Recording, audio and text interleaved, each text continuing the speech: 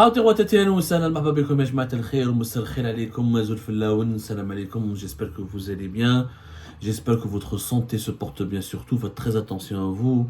La grippe encore une fois, on n'a pas de chance. Il a commencé un peu à faire frais rapidement et brutalement après quelques jours d'ensoleillement et de beau soleil, de quelques belles journées. On est retombé dans les travers du froid et de l'hiver. Faites attention à votre santé et surtout, essayez de nous aider à faire attention à notre pays qui va mal. Et la dernière affaire, c'est l'affaire KFC. L'affaire KFC, aussitôt ouvert, aussitôt fermé. C'est la tragique histoire de la marque internationale KFC en Algérie, la troisième chaîne mondiale de fast-food dans le monde après Starbucks et McDonald's, a ouvert uniquement pendant 48 heures en Algérie. Au bout de la troisième journée, elle était obligée de fermer et visiblement il s'agit d'une fermeture définitive puisque aujourd'hui le 17 avril 2024, une vidéo circule. Les Algériens et les Algériens tout court ont découvert avec beaucoup de stupéfaction et beaucoup d'étonnement que l'enseigne, le premier magasin KFC a d'ores et déjà fermé ses portes. L'enseigne KFC a été enlevée, elle a été arrachée, le premier restaurant de KFC a fermé ses portes, il n'est plus ouvert au public, et visiblement, on n'a pas encore de confirmation officielle, mais les représentants et les investisseurs à l'origine de ce projet ont décidé de ne pas poursuivre l'aventure et de s'arrêter jusque-là. En tout cas, je ne sais pas si c'est une fermeture momentanée ou la permanente. Personne ne veut fournir la moindre explication. En tout cas, quoi qu'il arrive, KFC a fermé d'ores et déjà ses portes. 48 heures. Ça a duré 48 heures. Je vous rappelle, le 14 avril dernier, c'était un dimanche. De nombreuses Algériennes, de très nombreux Algériens se sont bousculés devant le premier restaurant de KFC Adel Ibrahim, un joli immeuble en verre, une jolie devanture. Tout le monde voulait découvrir les tarifs et les repas et les produits de la fameuse marque spécialisée dans le poulet frit. KFC, enfin une marque internationale très prestigieuse, très connue, qui a décidé de s'installer en Algérie, de prospecter le marché algérien. C'était la première grande marque de fast-food internationale qui a décidé de se lancer en Algérie. Aucune autre grande marque, mais ça, auparavant, il y avait Burger King et Quick qui ont tenté l'aventure. Ça n'a pas beaucoup marché. Et puis, ils n'avaient pas le même prestige. McDonald's, KFC ou la Starbucks, c'est des véritables géants mondiaux qui réalisent des chiffres d'affaires de plusieurs milliards de dollars et qui valent leur capitalisation boursière. KFC, par exemple, c'est presque 20 milliards de dollars. C'est quand même des enseignes très prestigieuses et leur présence dans beaucoup de pays à travers la planète démontre que ces pays, là où il y a KFC, McDonald's ou la Starbucks, ça prouve que ces pays qui sont connectés à la modernité, ils ont des économies dynamiques, ouvertes sur le reste du monde, ils ont des consommations internes assez prometteuses, il y a une croissance économique intéressante, c'est devenu une vitrine de certaines modernités, qu'on le veuille ou non à travers certaines tendances de la consommation mondiale. Et KFC ferme. Alors officiellement, pas de raison. On le devine en tout cas, selon plusieurs sources officielles, c'est lié aux protestations de plusieurs familles algériennes où il y a eu quelques rassemblements depuis son ouverture devant KFC pour dénoncer, pour demander la fermeture de KFC parce que KFC est assimilé à une marque, à une multinationale qui soutient l'occupation israélienne en Palestine et qui soutient les actions de l'armée israélienne, qui finance ou qui est un soutien indéfectible de la politique anti-palestinienne de l'État d'Israël, de la politique d'occupation israélienne en Palestine. Et donc KFC a fait les frais de ces appels au boycott, de ce mouvement de solidarité en faveur de la Palestine, et qui, maintenant, franchement, j'arrive pas à comprendre. Qui fait en 48 heures, on a pu prendre une telle décision. Certainement, on leur a demandé de fermer. Je crois que ce sont les autorités algériennes, la manière avec laquelle cette fermeture est intervenue, j'ai l'impression que c'est un ordre qui est venu d'en haut, certainement du ministère du Commerce, qui a préféré peut-être éviter les polémiques et calmer un petit peu une colère populaire qu'on ne sentait pas très puissante. C'est vrai, il y a eu quelques rassemblements. J'ai vu une vidéo hier de quelques personnes, notamment des femmes voilées, qui se sont rassemblées devant KFC. Et les gardiens de KFC les ont aspergés, ou là, les ont essayé de les chasser, ou là, de les traquer, ou là, de les évacuer en utilisant des bombes lacrymogènes. Ça a suscité une vague d'indignation sur les réseaux sociaux. Mais voilà, il n'y avait pas des centaines de manifestants. On n'a pas vu des rassemblements grandioses avec des centaines de participants, ou là, des milliers de participants. Voilà, il n'y a pas eu, encore une fois, il y a un immense mouvement de contestation et de protestation. Au contraire, les curieux et les clients de KFC et les personnes qui étaient plus heureuses de l'ouverture de KFC à Alger sont beaucoup plus nombreuses, étaient en tout cas durant ces 48 heures, beaucoup plus nombreuses que les personnes critiques, opposées, ou la détractrice, ils étaient plutôt, en tout cas, les clients de KFC durant ces 48 heures à Alger étaient beaucoup plus nombreux que les détracteurs de KFC. Les images le montrent, il y a eu un véritable engouement, beaucoup d'Algéroises ont été contents, enfin une grande marque internationale présente en Algérie, on pensait que ça allait devenir un symbole d'ouverture du pays, un symbole de dynamisme, un symbole de stabilité, parce que les pays dans lesquels les grandes multinationales de la restauration rapide investissent sont les pays stables, sûrs, dynamiques, où il y a un véritable potentiel économique, ça aurait pu être une vitrine pour attirer les investisseurs étrangers, et ben voilà, c'est une véritable catastrophe et c'est une très mauvaise nouvelle pour l'économie algérienne. Pour le les enceintes, si on ne voulait pas de KFC, il fallait dès le départ leur dire non. Parce que KFC, dès le départ, c'est un groupe qui appartient en grande partie à des investisseurs émiratis, c'est le groupe libanais Azadea, c'est lui qui est à l'origine de la conclusion de un partenariat avec KFC pour introduire la marque KFC en Algérie. On a expliqué hier, juste hier on a fait une émission en expliquant que l'émir de Dubaï détient lui-même à travers son portefeuille d'investissement plus de 25% dans les actions du groupe Azadea, qui est le représentant exclusif de KFC en Algérie. Azadea qui sont présents, le groupe de la famille libanaise Dahar sont présents en Algérie, qui détiennent les droits de franchise de plusieurs grandes marques internationales, notamment Zara, notamment Bougie, notamment Bose, Adidas, Decathlon, Mongo, donc ils travaillent avec plus d'une quarantaine de marques et qui sont présents, qui détiennent plus de 700 magasins à travers 13 pays africains et arabes. Donc dès le départ, les autorités algériennes ne pouvaient pas ignorer, s'ils voulaient passer, les autorités algériennes craignaient un impact préjudiciable, un impact négatif, ou un impact non souhaitable, ou indésirable de l'ouverture de KFC sur la population algérienne, il ne fallait pas l'autoriser. Il ne fallait pas ouvrir le pays à KFC, il fallait dès le départ dire non, on n'est pas d'accord, on ne veut pas de KFC, c'est une marque américaine qui soutient le sionisme, qui soutient Israël, on ne veut pas de ça. Le gars de Binetta, le gars d'Anteta, ou le omelette en algérienne, ça nous suffit largement. Mais autoriser KFC, les laisser investir, ils occupent un siège, ils font des recrutements, et ils recrutent les gens, ils déclarent, ils payent les cotisations sociales, et ils font une belle inauguration. Les clients se précipitent au début, d'abord de l'enthousiasme, des encouragements, et 48 heures après, c'est un changement radical, coup de théâtre, on veut plus de KFC. On veut plus de KFC, on veut plus c'est des sionistes. C'est pas sérieux, c'est pas comme ça qu'on gère un pays. Quel signal on renvoie aux investisseurs étrangers? Mais quel est le malade mental maintenant qui va investir en Algérie? Plus personne ne va investir en Algérie, NS. Il faut penser à celles et ceux qui vont investir en Algérie, qui voudront investir en Algérie. Ou je vais pas investir dans un pays qui est mal Algérie ou mal Abali, Inch'Allah, ils vont me demander de fermer, c'est instable, c'est un pays, encore une fois, instable, c'est anormal. C'est anormal, on parle pas de, quand même, c'est pas un vendeur de chemises KFC, c'est pas un vendeur de chaussettes ou de chaussures. Il s'agit de la 3e chaîne de restauration rapide et de fast-food du monde.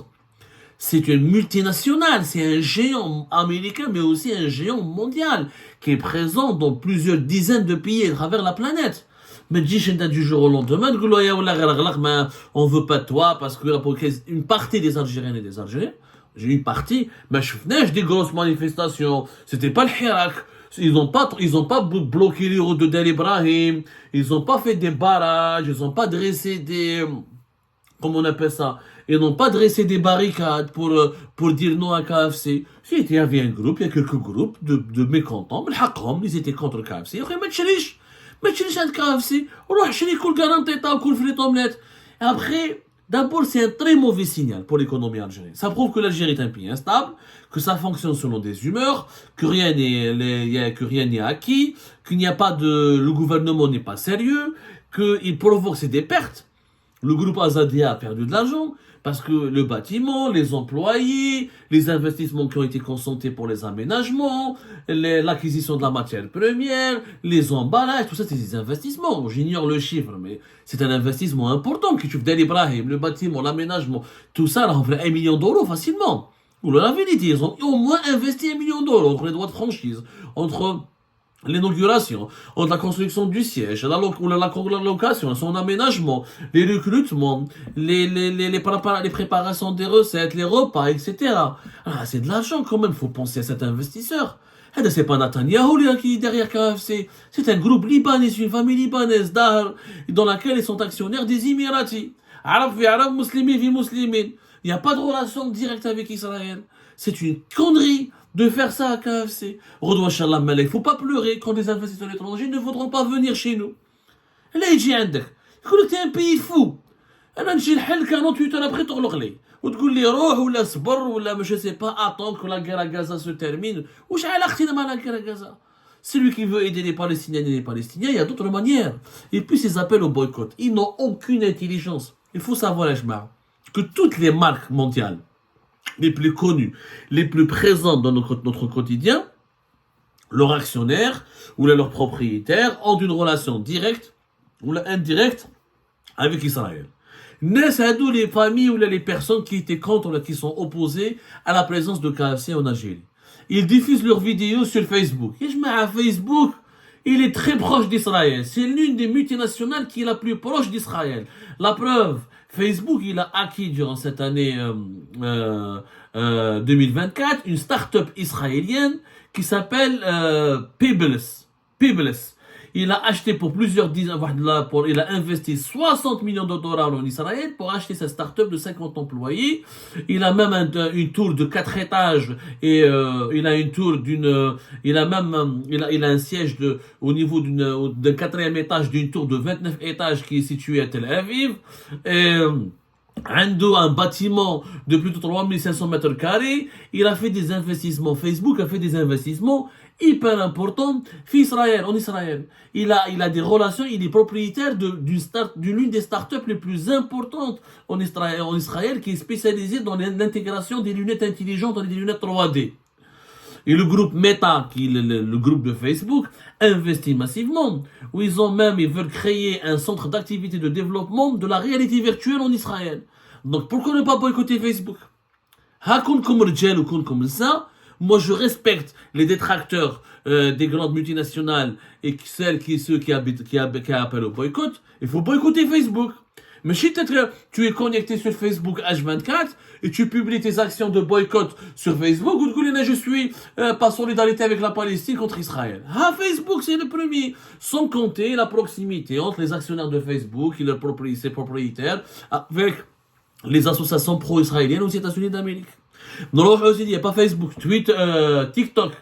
En ce moment, il y a le réseau social TikTok, il est très célèbre en Algérie. Tout le monde l'utilise, tout le monde fait des stories, des vidéos, Jawalad ou TikTok en Algérie.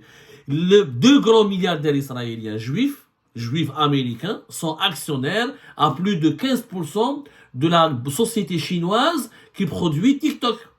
Ce sont 2 milliardaires très importants. Comme SMI Homienes, ils détiennent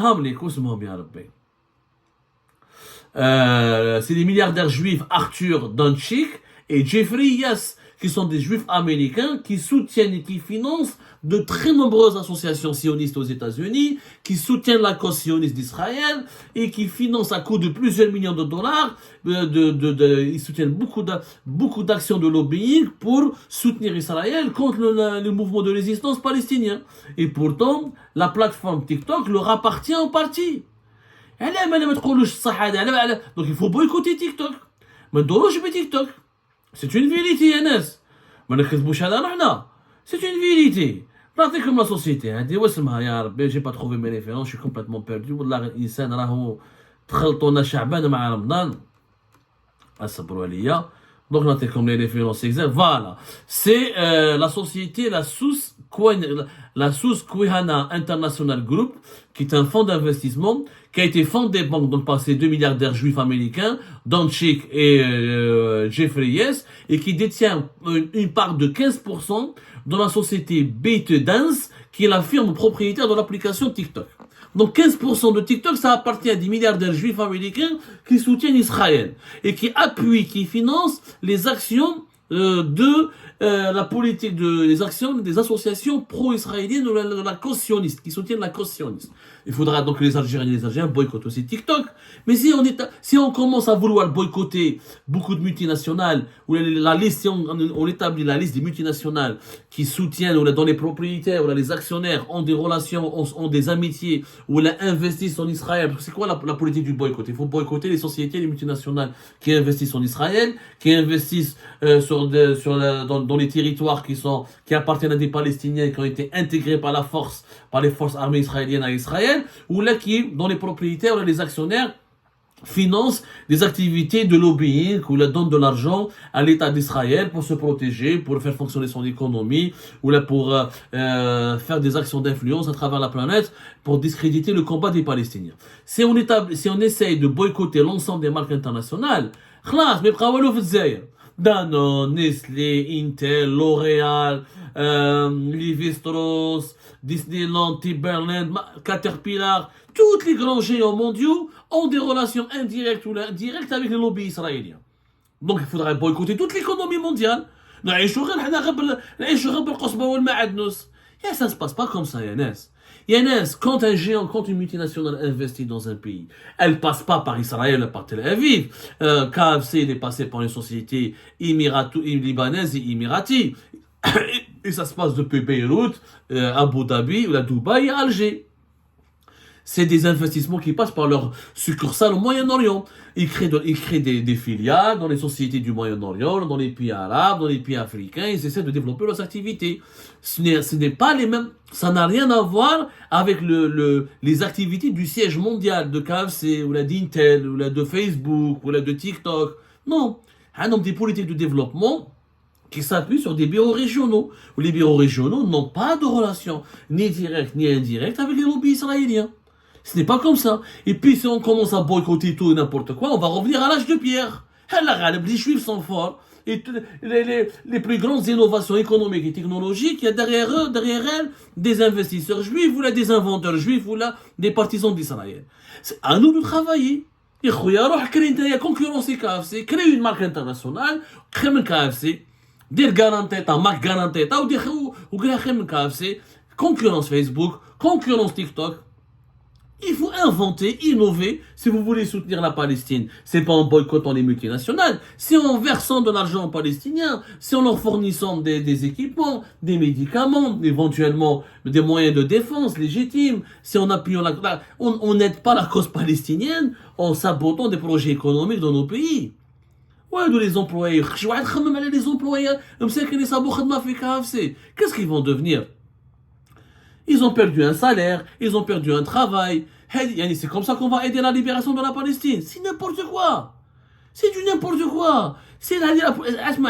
On n'est pas. Il faut avec la politique du boycott, elle a fonctionné avec l'Afrique du Sud, notamment dans le domaine agricole, parce que l'Afrique du Sud est une économie émergente, mais pas aussi puissante. Israël, c'est l'économie mondiale. Les juifs ou les investisseurs juifs et les managers et les hommes d'affaires juifs qui soutiennent Israël sont présents dans tout l'écosystème mondial. On ne peut pas sortir de l'écosystème mondial économique. On doit développer notre propre économie, créer nos propres marques, combler nos propres besoins par nos propres entreprises. Mais c'est du travail.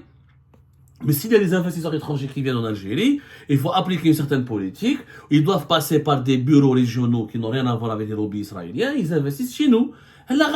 On a besoin d'investisseurs étrangers. Nous aussi, pour soutenir les Palestiniens, on a besoin de nourrir notre population, de créer des emplois, de créer des richesses. Mais pas... Franchement, cette histoire de KFC, elle est extrêmement préjudiciable à l'encontre de l'Algérie. Extrêmement préjudiciable. Et elle démontre que l'Algérie est un pays où on ne peut plus investir et personne ne nous fera confiance. Et c'est grave.